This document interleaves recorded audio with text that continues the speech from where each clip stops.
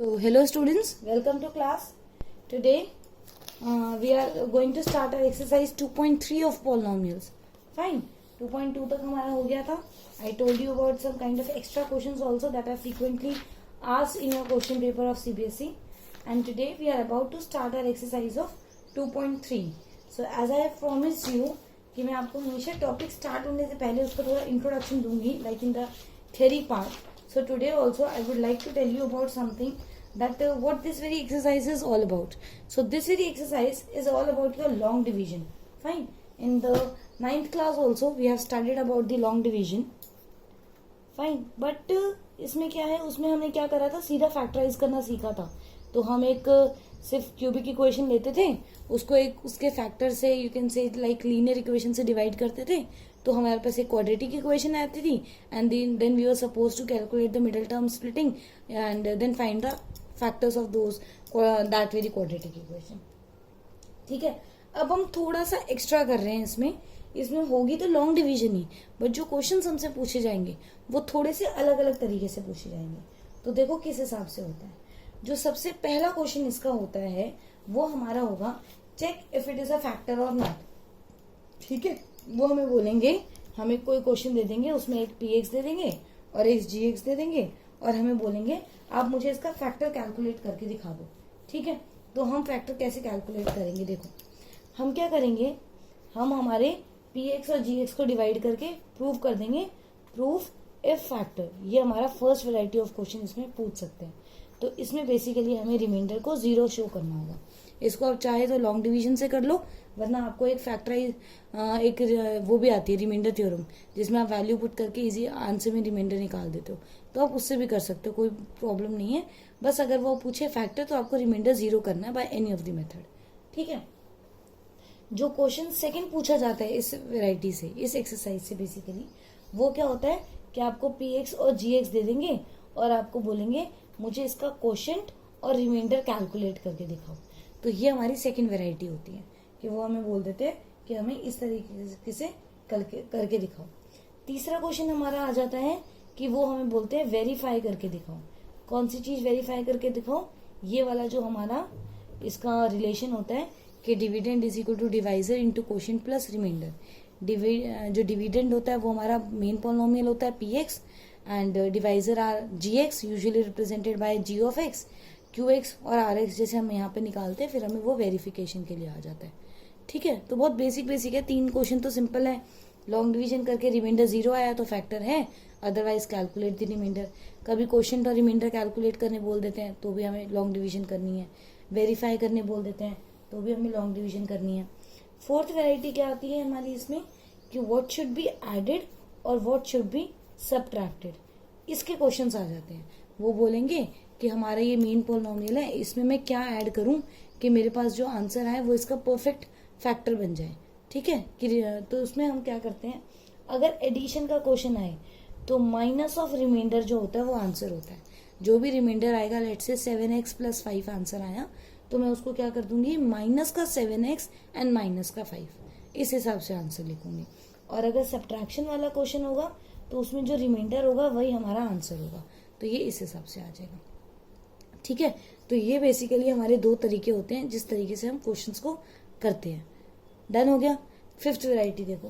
Fifth variety में हमें क्या करना होता है कि gx भी गिवन नहीं होता, मतलब हमें सिर्फ एक मेन पॉलिनोमियल गिवन होगा.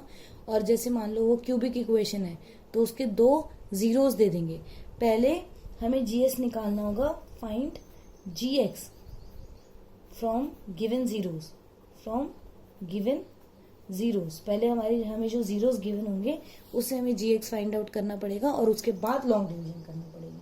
तो ये बेसिकली जो होते हैं, ये हमारे पास 5 वेराइटीज ऑफ क्वेश्चंस होते हैं जो हमें इस पर्टिकुलर एक्सरसाइज में करने हैं. तो आई होप कोई बहुत बड़ी बात नहीं है, ये तो एकदम बहुत सिंपल सी चीज है, हो जाएगी तुमसे. तो अब देखो कि मैं तुम्हें क्या कह रही थी. पहले मैं तुम्हें लॉन्ग डिवीजन बता रही हूँ कि लॉन्ग डिवीजन हम कैसे करते हैं. ठीक है. हमारे पास 2 केस क्या आ सकते हैं, इधर वो उसका फैक्टर होगा या फिर फैक्टर नहीं होगा.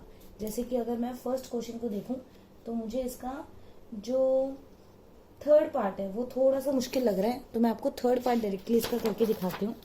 ठीक है. फर्स्ट और सेकंड पार्ट में सिंपल लॉन्ग डिवीजन है, आपसे हो जाएगी, इसमें इतनी दिक्कत भी नहीं आएगी आपको.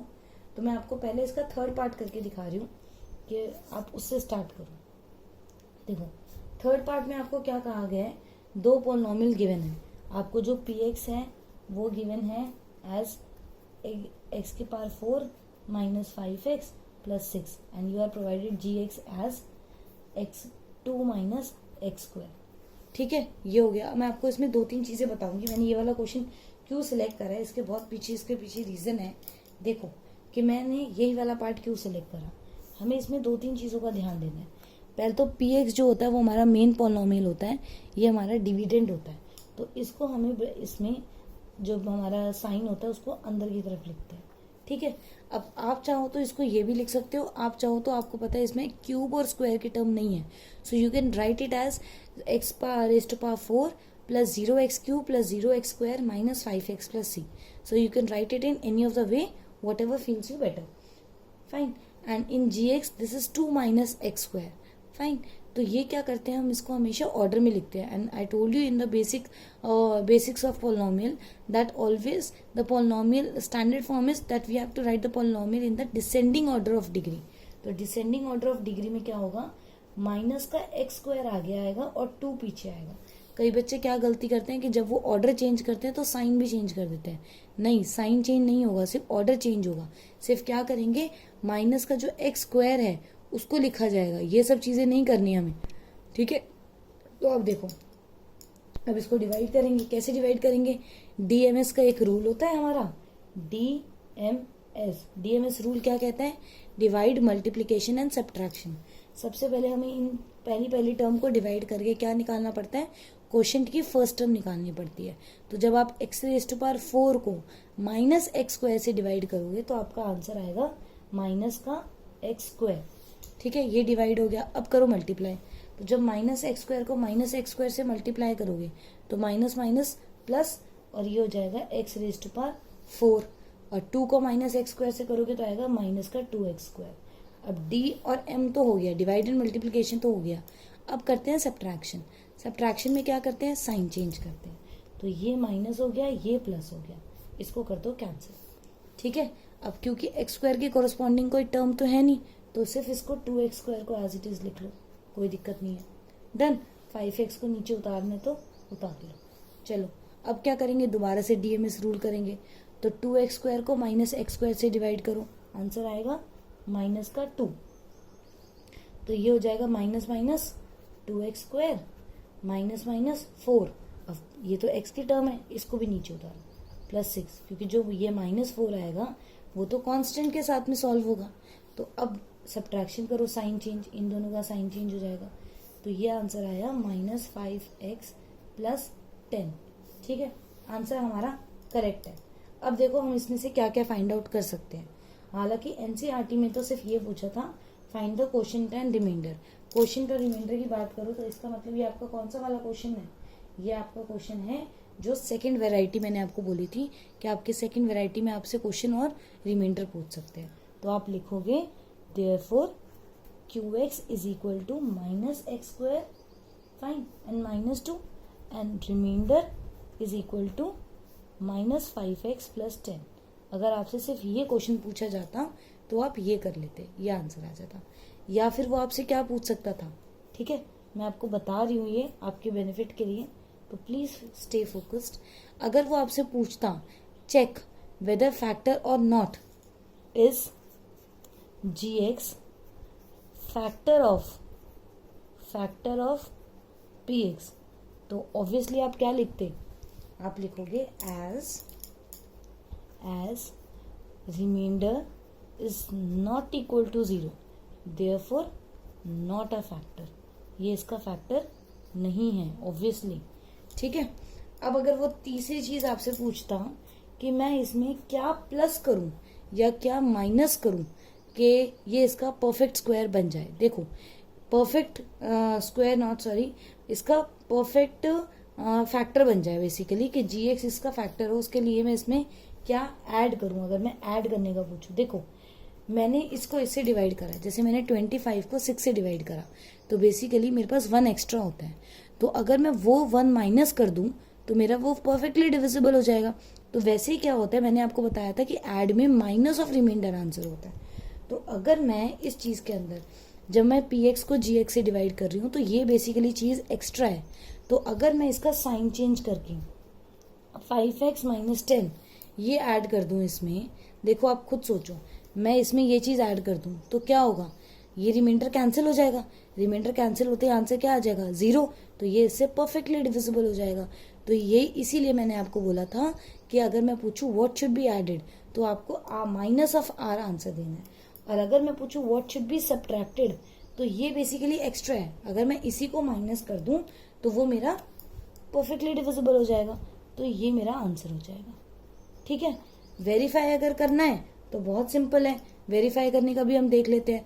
अगर इसमें फोर्थ पूछता वो कि मुझे वेरीफाई करके दिखाओ, तो वेरीफाई करने के लिए मैं क्या करती, वेरीफाई करने के लिए मैं इन दोनों को बेसिकली मल्टीप्लाई करती। एक बार करके देखो, मल्टीप्लाई करके देखो।